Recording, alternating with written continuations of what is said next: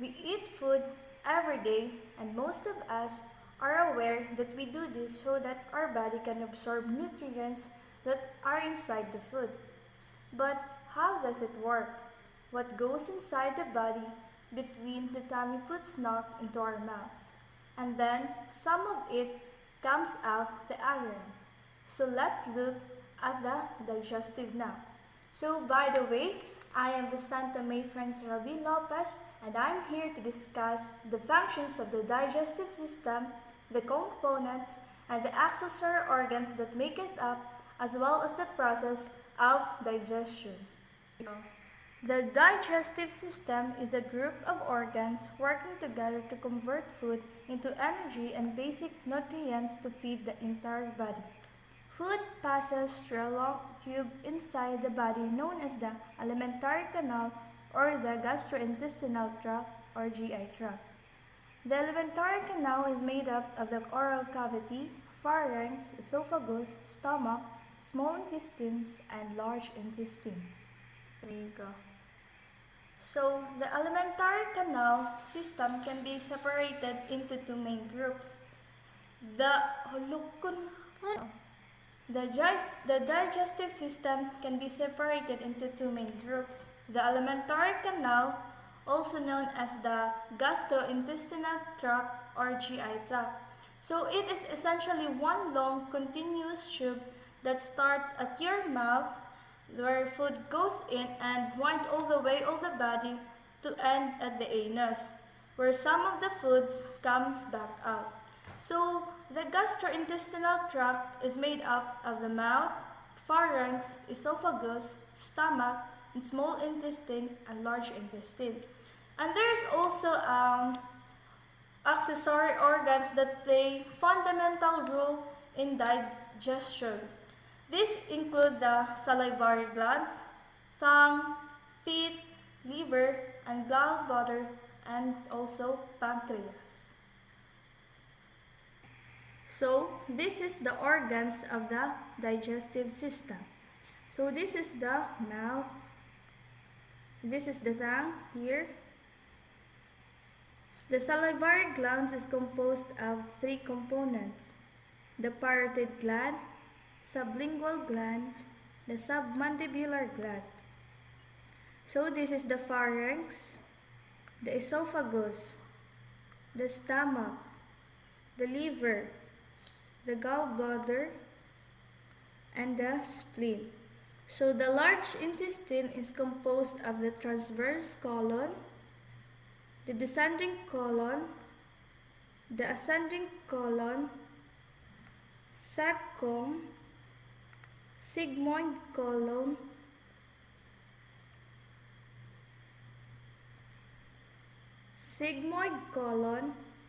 the rectum, the appendix, the anal canal, and the anus, while the small intestine is composed of duodenum, the jejunum, and the ileum.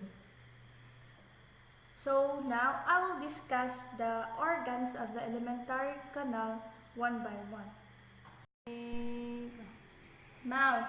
So food enters the digestive tract through the mouth or oral cavity. So the processes of the mouth. So the another term for chewing is mastication. So after the mastication of food, it will be mixed with a saliva.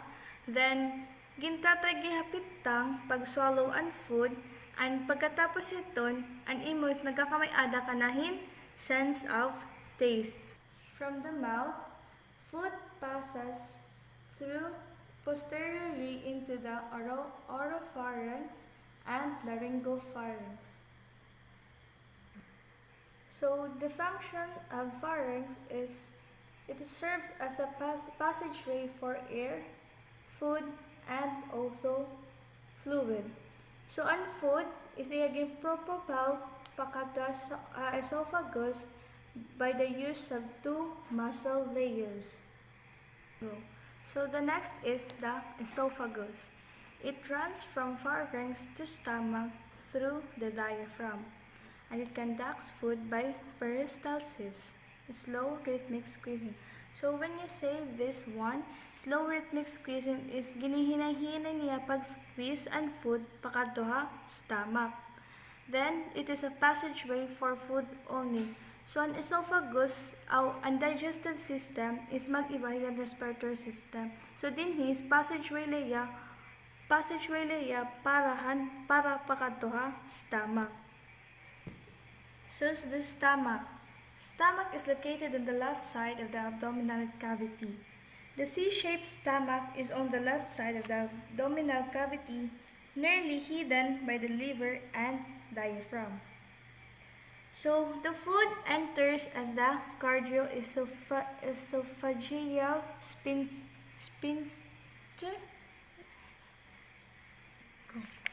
So the stomach is located on the left side of the abdominal cavity. It is a C-shaped stomach, nearly hidden by the liver and diaphragm. So the food enters at the cardio-esophageal sphincter. The stomach acts as a temporary storage tank for food as well as a site for food breakdown. So the next organ is the small intestine. It is the body's major digestive organ. Within its twisted passageways, usable food is finally prepared for its journey into the cells of the body. The small intestine is a muscular tube extending from the pyloric sphincter to the ileocecal valve. So the small intestine has 3 subdivisions: the duodenum, with 12 finger widths long, the jejunum, and the ileum, which contribute 5%, nearly 40%, and almost 60% of the length of the small intestine. And next is the large intestine. So the large intestine is much larger in diameter than the small intestine, but shorter in length. About 1.5 meter or 5 feet long, it extends from the ileocecal valve to the anus. So the major functions are to dry out the indigestible food residue by absorbing water and to eliminate these residues from the body as feces. So now, let's also talk about the accessory digestive organs. So the first accessory organs is the salivary glands.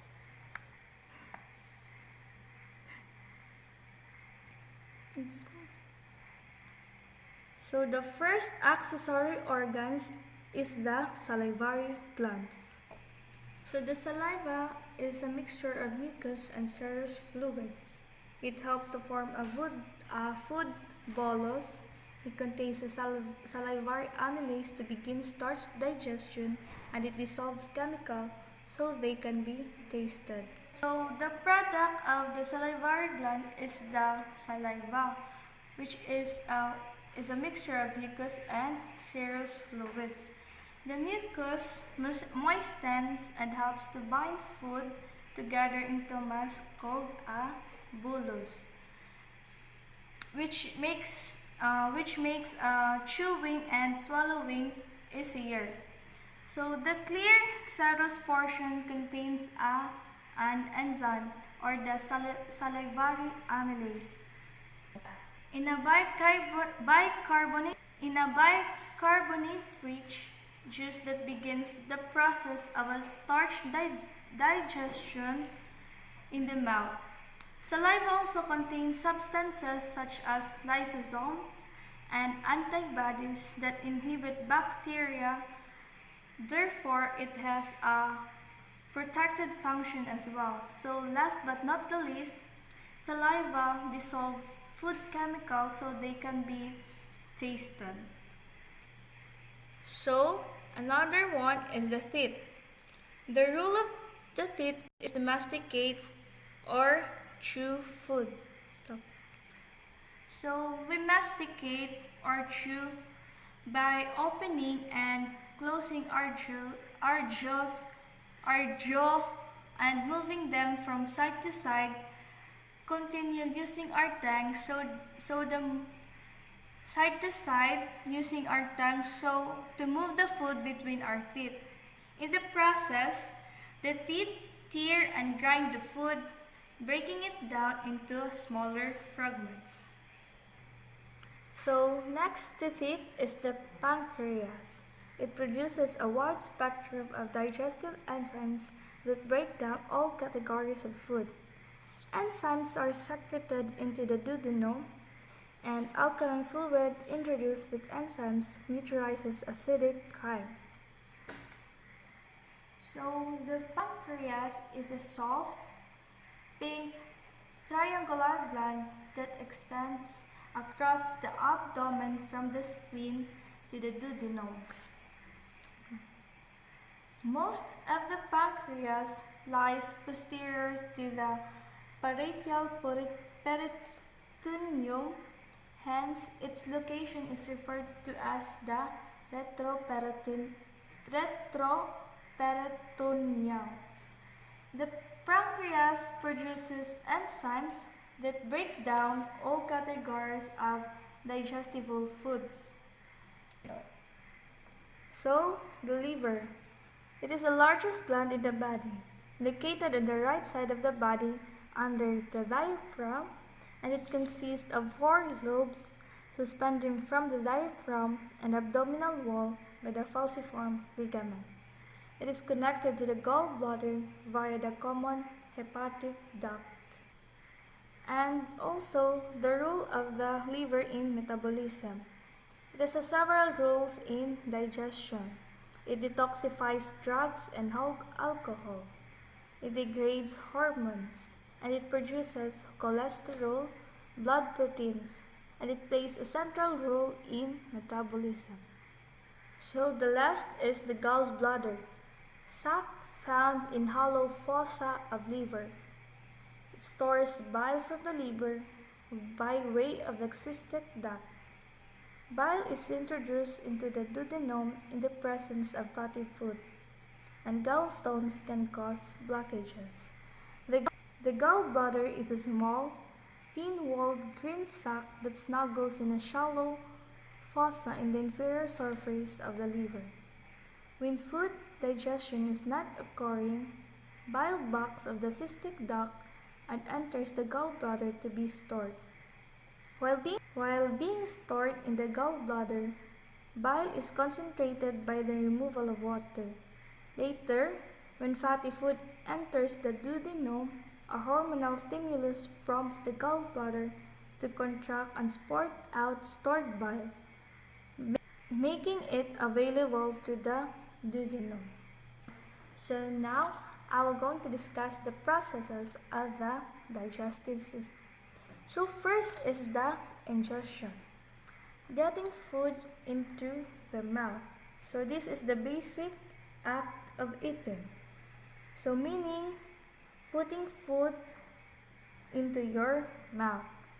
So the next is the propulsion, moving foods from one region of the digestive system to another.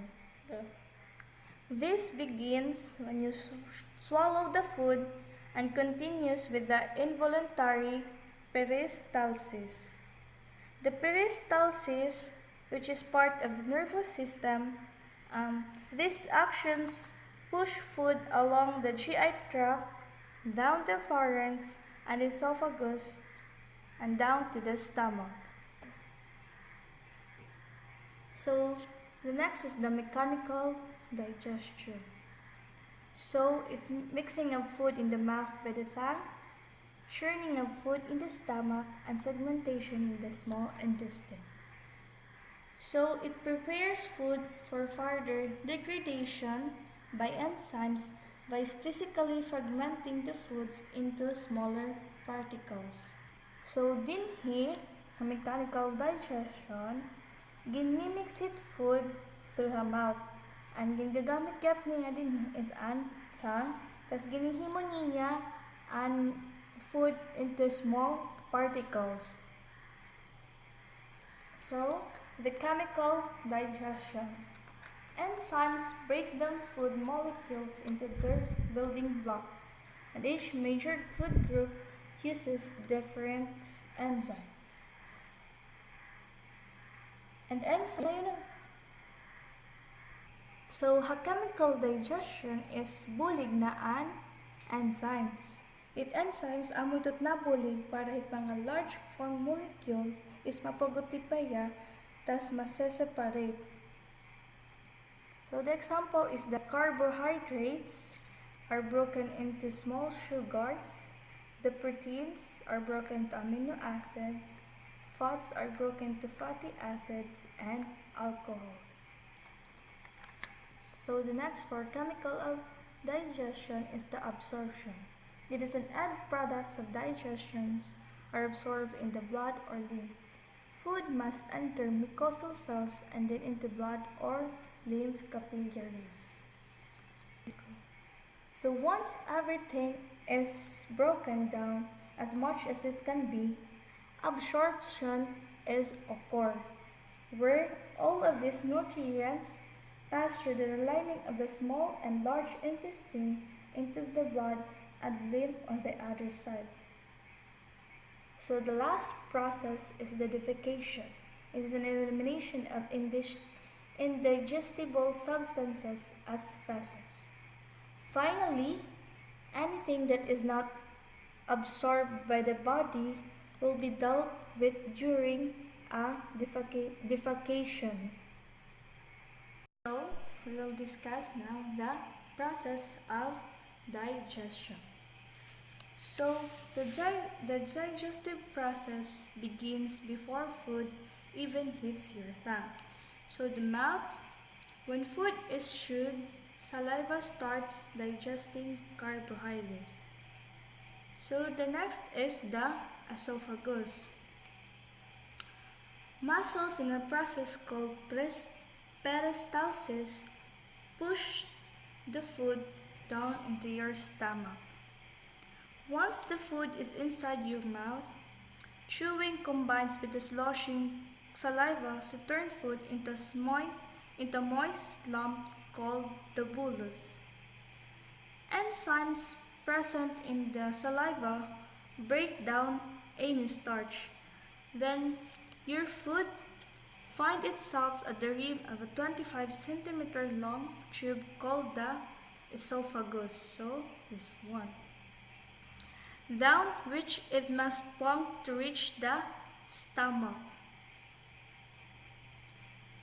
Nerves in the surrounding esophageal tissue sense the bolus presence and trigger peristalsis, a series of defined muscular contractions that propels the food into the stomach, where it's left at the mercy of the muscular stomach walls, which bound the bolus, breaking down into chunks. Hormones secreted by cells in the lining trigger the release of acids and enzyme-rich juices from the stomach wall. And transfer bile that start to dissolve the food and break down its proteins. These hormones alert the pancreas, liver, so the liver, and the gallbladder to produce digestive juice and transfer bile into a yellowish-green liquid that digests fat. In the preparation for the next stage, after 3 hours in the stomach, the one shapely bolus is now called the chyme, is ready to move into the small intestine. So the small intestine is one. The liver sends bile to the gallbladder, which secretes it into the first portion of the small intestine called the duodenum. There, here it dissolves the fats floating in the slurry of chyme so they can be easily digested by pancreatic and intestinal juices. The enzymes carry out the final deconstruction of proteins into amino acids and carbohydrates into glucose. And this happens in the lower intestine, the jejunum and the ileum, which are coated in a million of tiny projections called the villi. This creates a huge surface area to maximize molecule absorption and transference into bloodstream. The blood takes them into on the final leg of their journey to feed the body's organ and tissue. But it's not quite over yet. Leftover fiber, water, and dead cells are in the large intestine. The indigestible food and water are processed, stored, and dispersed. So next to the largest intestine is the anus. And the solid waste passes from the rectum in order to leave your body. So the anus ngan hinaig gagawas ang mga waray ka indigest nga food. So dinhi anus igagawas na ang mga excrete na ang mga solid waste products. So that's how the digestive system works. That's all. Thank you. And now I'm going to discuss the urinary system, the functions of the urinary system, and how the urine forms. So first, let me ask you a question. Did you ever wonder on how our body produces urine, or how the urine forms? Well, let me tell you the amazing functions that our urinary system holds inside our body. The urinary system or excretory system is also responsible in eliminating waste products such as the nitrogenous waste, toxins, and drugs. So it also regulates aspects of homeostasis, the water balance, electrolytes, acid-base balance in blood, also regulates blood pressure, red blood cell production, and also the activation of vitamin D. The most familiar organ that is usually mentioned in the urinary system is the kidney. So the kidney works daily to maintain the purity and the constancy of our internal fluids. The kidney filters gallons of fluid from the bloodstream. They then process this filtrate, allowing waste and excess ions to leave the body in urine while returning substances to the blood in just the right proportions. Each kidney contains millions of structural, functional, tiny units called nephrons. These little structures are the ones responsible for the urine formation. Before I discuss the process of urine formation, let me show you the structures of the nephron, and then later on I will explain how these structures work together in resulting urine.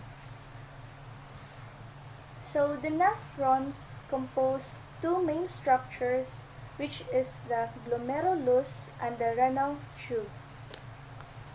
So this is the glomerulus, and this one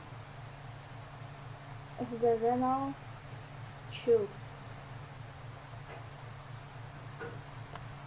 So the closed end of the renal tube is called the glomerulus, glomeruli or the Bowman's capsule.